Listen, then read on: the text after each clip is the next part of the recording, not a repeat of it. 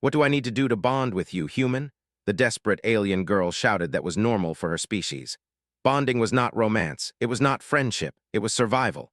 From the moment a child could think clearly, their mind was linked to others. Thoughts flowed easily. Emotions were shared. Fear was softened by the group. Decisions were faster, cleaner, safer. A lone mind was considered unstable, even dangerous. So when the humans arrived, everything the galaxy understood about thinking beings began to crack. Lorathi stood behind the observation glass, her smooth blue hands folded tightly together. On the other side sat the human. His name was Evan Carter. He looked small compared to her people. Soft, no protective plating on his skin, no visible sensory nodes. Just thin fabric clothing and a calm expression that made her uncomfortable. He was alone. The scanners hummed quietly.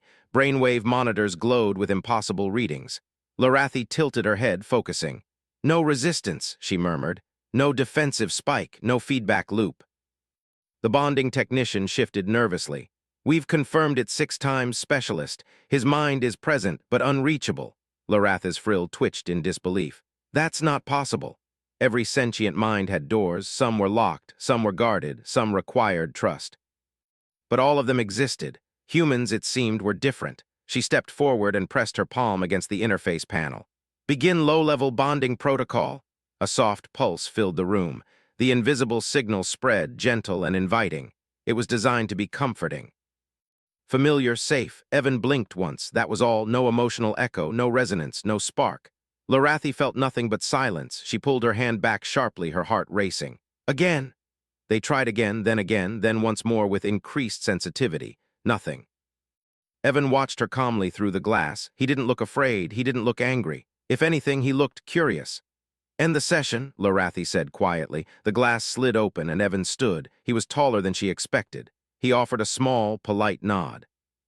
Did I do something wrong? He asked. His voice was gentle, no challenge, no fear. Lorathi swallowed. No, you did nothing. That somehow made it worse. They walked together through the station corridor. Alien lights reflected off metal walls.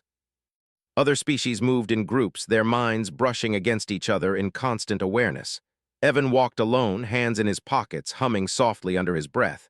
How does it feel? Lorathi asked suddenly. Evan glanced at her. How does what feel? Being unbonded. He shrugged. Normal, I guess. I've always been like this. Lorathi struggled to understand. You don't feel incomplete? Evan smiled a little. Sometimes, but that doesn't mean something is missing, just means I want something. The words stayed with her long after they parted ways. That night's cycle, Lorathi reviewed the data alone. Humans showed high emotional complexity, strong empathy responses, deep attachment patterns, yet no external bonding pathway. Their connections were internal, chosen. Her superior contacted her soon after. This situation cannot continue, the elder said sharply. Unbonded minds disrupt social harmony. Humans are unpredictable. They are stable, Lorathi replied. More stable than expected. Because they have not yet been pressured, the elder snapped. You will succeed in bonding with the human, or we will reconsider their place among us. The channel closed. Lorathi sat in silence. For the first time in her life, she felt something new. Fear that belonged only to her. The next session was different. Lorathi dismissed the scanners, no technicians, no protocols, just 2 chairs facing each other. Evan raised an eyebrow as he entered. No machines today? No, Lorathi said. Just conversation. He sat slowly. I can do that. They spoke about simple things at first. Food, music, human weather patterns. Evan described rain like it was alive, falling from the sky with sound and smell and memory. Lorathi found herself imagining it vividly, even without a shared mind. Why do you avoid bonding? She asked eventually. Evan looked surprised. We don't avoid it, we just don't force it. Forced bonds ensure unity, Lorathi said. Safety, cooperation. Evan nodded. Yeah, but they also remove choice. Choice creates risk. It also creates meaning. Lorathi didn't have an answer for that. Days passed, then weeks. Every attempt at formal bonding failed. The council grew impatient. Other species whispered that humans were broken, dangerous, incomplete, but Lorathi noticed something else. Humans laughed easily. They formed friendships across species lines. They respected boundaries without needing shared thoughts. When disagreements happened, they talked. When mistakes were made, they apologized. They bonded without bonds. One session ended badly. The council ordered Lorathi to increase pressure. Stronger signals, emotional triggers, she complied. The feedback hit Evan hard, not painfully but deeply. Old memories surfaced. Loneliness, loss, longing. Lorathi felt it too and recoiled. She shut the system down instantly. Evan breathed slowly, grounding himself. I said stop, she whispered, shaken. Evan looked at her with concern. Hey, it's okay, I'm all right. You shouldn't be, she said. I violated your mind. He studied her carefully. Did you mean to hurt me? No. Then you didn't violate me, he said softly. You just crossed a line you didn't understand yet. Something inside Lorathi cracked. All her life, bonds had been mandatory, efficient, safe, empty. She stood suddenly, her voice shaking. What do I need to do to bond with you, human? The words echoed in the quiet room. Evan didn't answer right away. He stood slow and careful, meeting her eyes. Why do you want to bond with me? He asked. The question stunned her. No one had ever asked her that. Bonding was never about want. It was about duty. I don't know, she admitted. Evan smiled gently.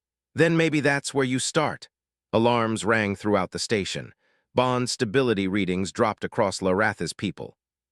Anxiety spread like static through their shared minds. For the first time, Lorathi didn't reach out to the Bond network. She stayed alone, thinking, choosing, and somewhere deep inside her, a quiet realization formed. Humans weren't unbonded because they were weak. They were unbonded because they were free. And that freedom scared the galaxy more than any weapon ever could. The alarms did not stop for a long time. Soft lights shifted to warning colors across the station. Lorathi could feel the disturbance even without touching the Bond network. Normally, she would have reached out without thinking. Comfort would have flowed in, thoughts would have aligned. Fear would have been shared until it became manageable. This time, she did not connect. She sat alone in her private chamber, hands resting on her knees, breathing slowly. The silence was heavy, but it was hers. Every feeling inside her belonged only to her. Fear, curiosity, regret, and something else she did not yet have a word for. Evan had returned to the human quarters after the alarms began. He had not been ordered to stay. No one had tried to restrain him. Humans were strange like that. When things went wrong, they were often trusted instead of controlled. Lorathi replayed his words again and again. Why do you want to bond with me? The council summoned her soon after. Their presence filled the chamber as a single heavy pressure. Dozens of minds linked, aligned, focused on her. You have disrupted stability, the elder voice said. Your hesitation has spread uncertainty. Lorathi stood straight. The instability existed before my hesitation. Humans only revealed it. They refuse bonding, another voice added. They are incompatible. They are different, Lorathi replied carefully. Not broken. A ripple of discomfort passed through the Bond network. You are growing isolated, the elder warned. Isolation leads to error. Lorathi felt the truth of that statement. Isolation was frightening. It was uncomfortable, but it was also clear. I request permission, she said, to present a new proposal. Silence followed, then reluctant consent. Later that cycle, Lorathi met Evan again, not in a lab, not in a controlled room. They met in the station's observation garden. Artificial stars glowed overhead. Plants from dozens of worlds grew together in careful harmony. Evan stood near a pool of slow-moving water, watching the reflections ripple. You okay? He asked when he noticed her. I don't know, Lorathi answered honestly, but I wanted to speak with you. He nodded. I figured. They walked slowly along the path. No machines followed, no signals waited to activate. My people are afraid, Lorathi said. Your kind disrupts everything we built. Evan smiled faintly. We get that a lot. You live without enforced bonds, she continued. Does it not hurt? Evan thought for a moment. Sometimes it does. People leave, relationships change, you lose things. And yet you still choose it. Yeah, he said, because when someone stays, when they care, you know it's real. Lorathi stopped walking. That idea struck her deeply. Real, she had never questioned the reality of her bonds before. They had always existed, always worked. But had they ever been chosen? What happens when humans are alone? She asked. Evan looked up at the artificial stars. We learn who we are. And sometimes we learn who we want to be with.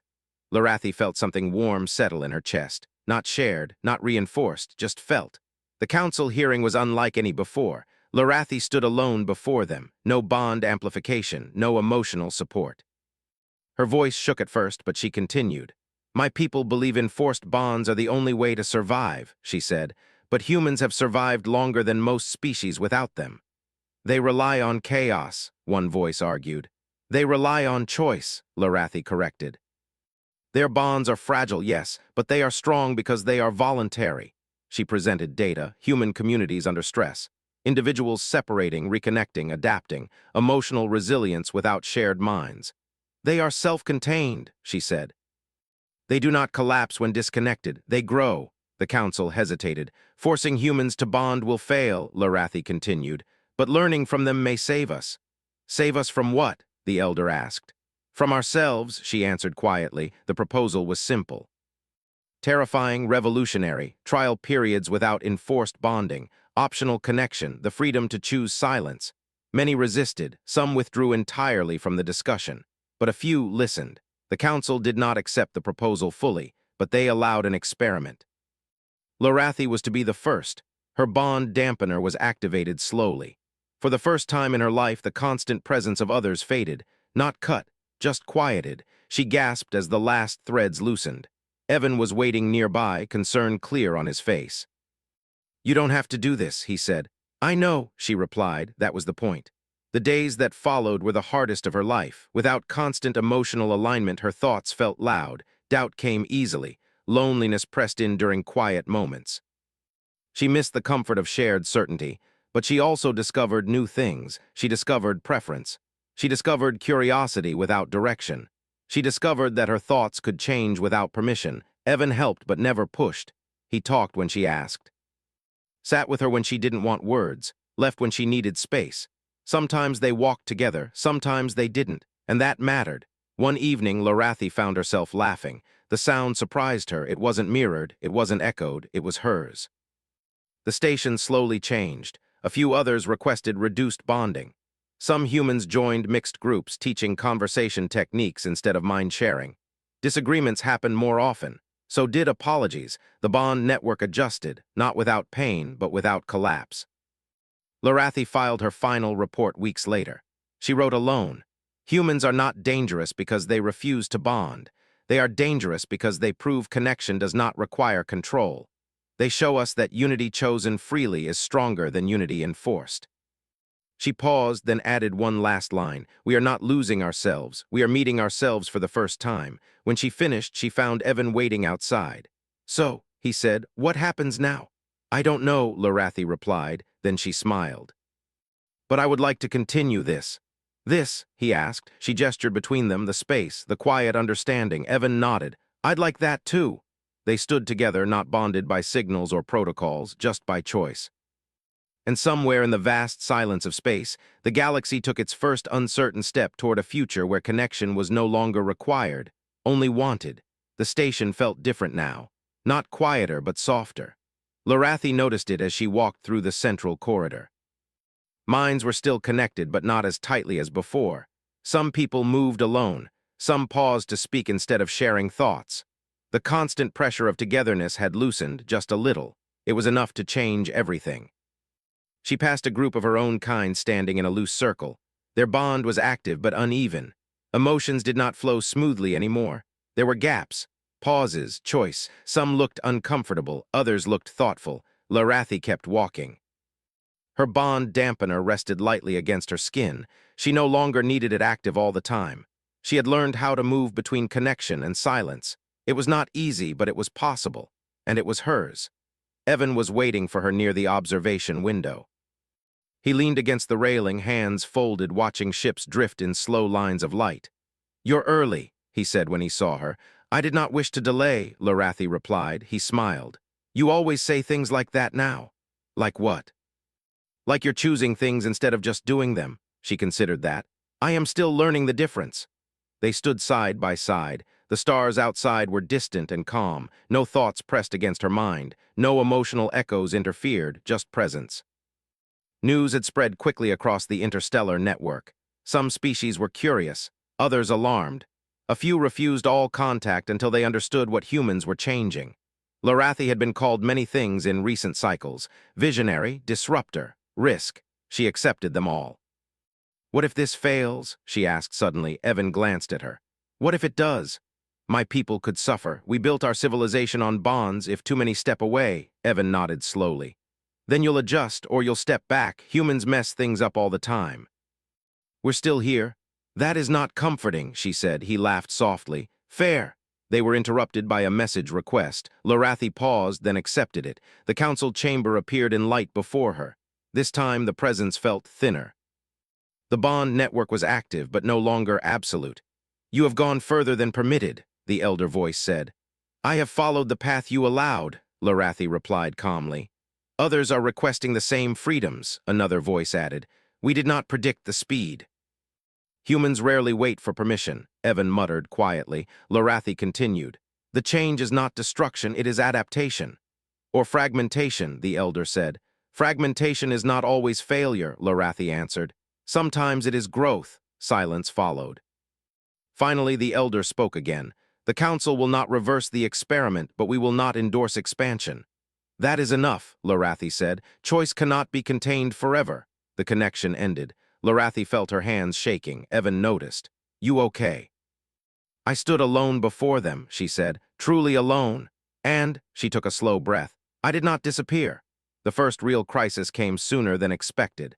A trade delegation from a tightly bonded species arrived at the station. Their unity was flawless. Their thoughts moved as one. They viewed the changes around them with open distrust. Their leader spoke clearly. Your station is unstable. Emotional inconsistencies are rising, Lorathi responded with respect. We are adapting. Adaptation implies weakness, the leader said. We will not expose our people to contamination, the words stung. Humans were watching from the side. Some felt anger, others fear. Evan stepped forward, slow and deliberate. We're not asking you to change, he said. Just asking you not to force us back. The leader studied him. You are unbonded. Yes. And yet you stand with confidence. I stand with choice, Evan replied. The delegation withdrew shortly after. No agreement was reached. Trade routes paused. The council panicked. Isolation will harm us, they warned. Then we will endure it, Lorathi said, as humans have. The station entered a quiet period. Fewer visitors, more tension, but something else grew in the silence. People talked more. They asked questions. They argued, then returned to speak again. Small groups formed based on interest, not obligation. Some bonds dissolved, others strengthened. A few broke entirely. And still the station did not fall apart. Lorathi struggled during the nights. Without constant emotional feedback, doubts returned easily. She wondered if she had gone too far, if she had misunderstood humans. One evening she found Evan sitting alone, staring at a small object in his hands. What is that? She asked. He looked up. A picture from Earth. She leaned closer. The image showed two humans sitting on a worn couch, smiling awkwardly. My parents, Evan said, they didn't always agree. They weren't always close, but they chose each other every day. Did they ever fail? Lorathi asked. He nodded. Sometimes they forgave. Sometimes they didn't. That sounds painful. It was, he said, but it was real. Lorathi understood then. Bonding had protected her people from pain by removing choice. Humans accepted pain because it gave their connections weight. Weeks passed. The council slowly changed.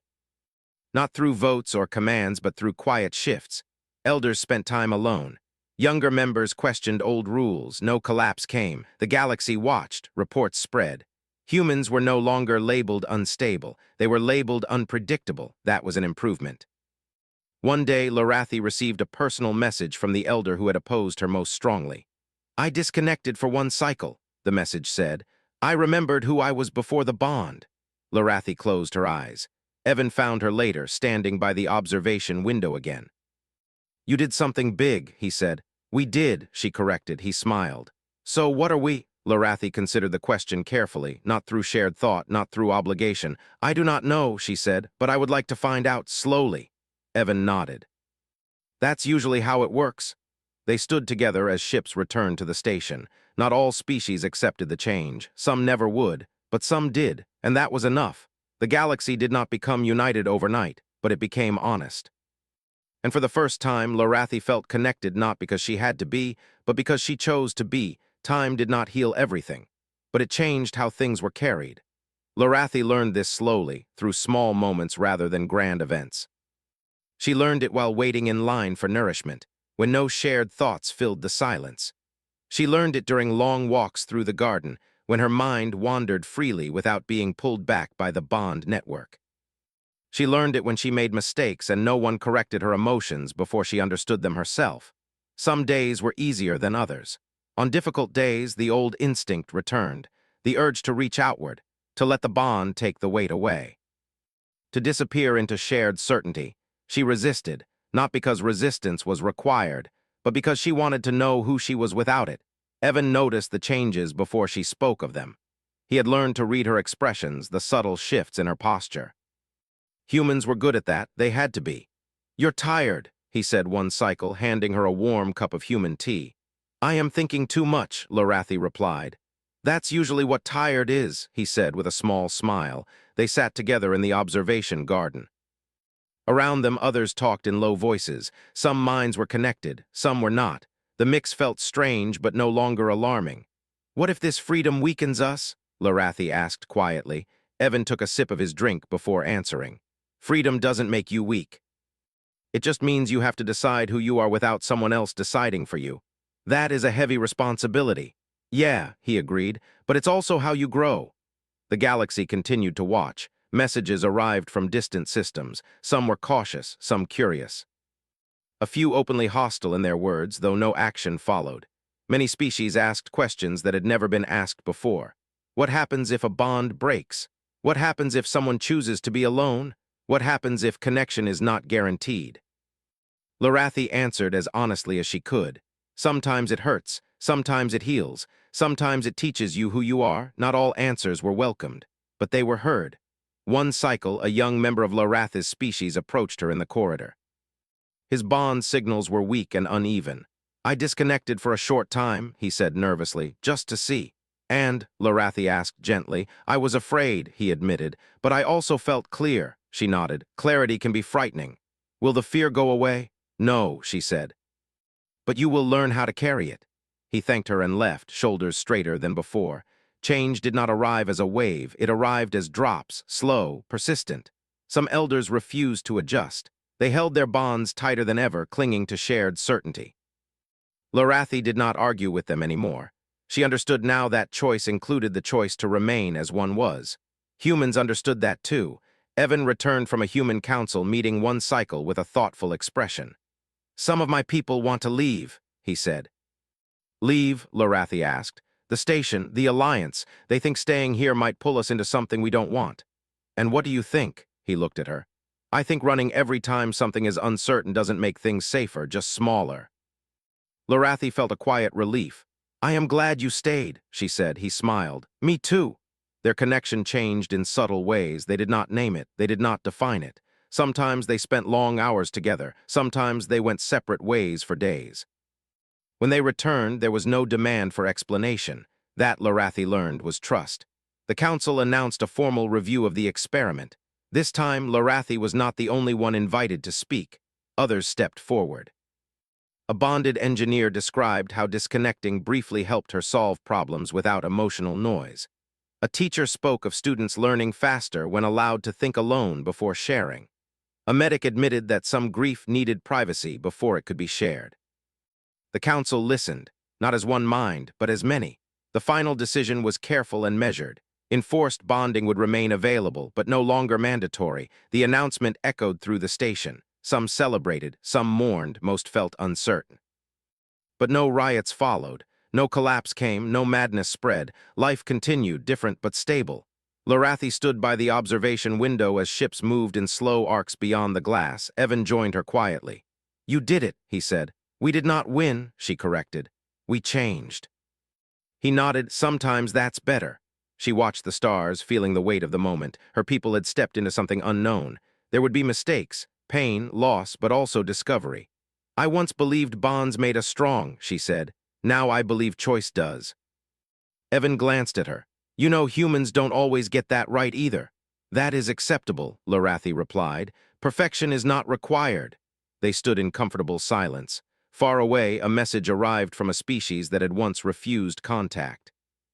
They requested observation rights. Not agreement, not adoption, just understanding. Lorathi smiled. That was how it started. Later, alone in her chamber, Lorathi removed the bond dampener entirely. She placed it carefully on the table and stepped back. Her mind felt open. Unshielded but not empty.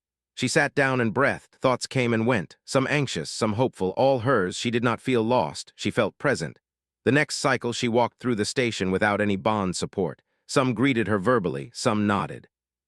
Some reached out with faint emotional signals, careful and respectful. She chose when to respond. That choice mattered. Evan caught up with her near the docking bay. "I'm heading out with a survey team," he said. "Few cycles." Lorathi felt a small ache. She recognized it now. "Attachment, when will you return?" she asked. He shrugged. "Soon, I hope," she nodded. "I will be here." No promises were made, no guarantees offered, and yet the connection remained. When Evan left, Lorathi watched his ship disappear into the stars. She did not reach out through any bond. She let the feeling exist. Days passed. The station continued its slow transformation. Visitors returned. Trade resumed cautiously. Conversations replaced assumptions. The galaxy adjusted. When Evan returned, tired and smiling, Lorathi was waiting. Not because she had to be.